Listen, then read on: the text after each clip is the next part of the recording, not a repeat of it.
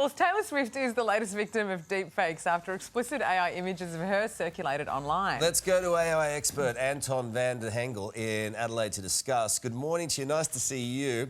Can you give us a ha? Or is it not really up your alley?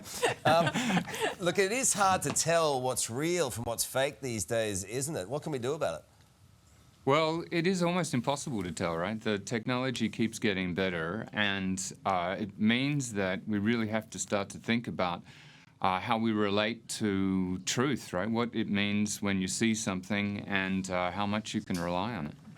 The trouble these days, I guess, is that we are under the impression that it takes really sophisticated software to come up with something like this. Is it that difficult?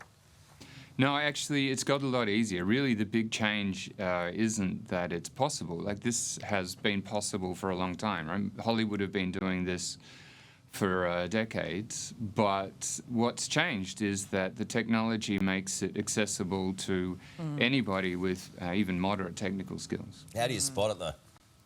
Well, you can't, is the challenge, right? Even if you could spot it now, so if you see some of those ones that you're demonstrating there, often the lighting's a bit wrong, and you can see that the lighting in the scene is different to the lighting in the face, but that's getting, the technology's getting better and better Where do you get this tech from? I mean, not that we want to encourage anyone to do it, but I mean, I wouldn't mind trying.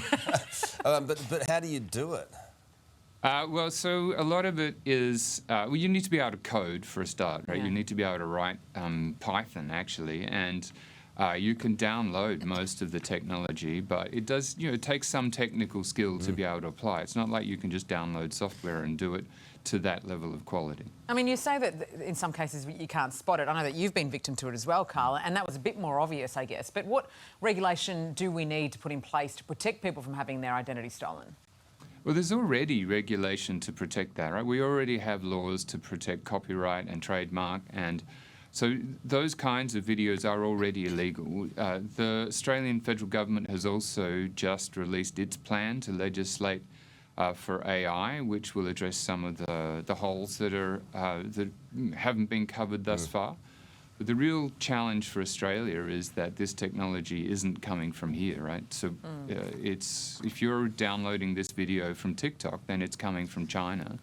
And what Australian legislation says isn't all that relevant. Okay, look, the other worry is when people get sold up the path for money, and a lot of folks are just not going to recognise it. Yeah, indeed. And that really what needs to change is that we need to become more sophisticated consumers. There's really not much else we can do apart from, adapt to the idea that if you get a text message that sounds suspicious, it probably is. Good to talk to you. Worrying times, aren't they? Thank you very much. Appreciate it. Hey there, Today fans. Sarah and... What's my name again? Oh my God, Carl. Hey, thanks for watching our YouTube channel, though. Subscribe now for more news, special reports, and amazing Aussie stories. And Carl misbehaving, Whoa, of course. that never happens. Always happens. What's she talking about? Always happens.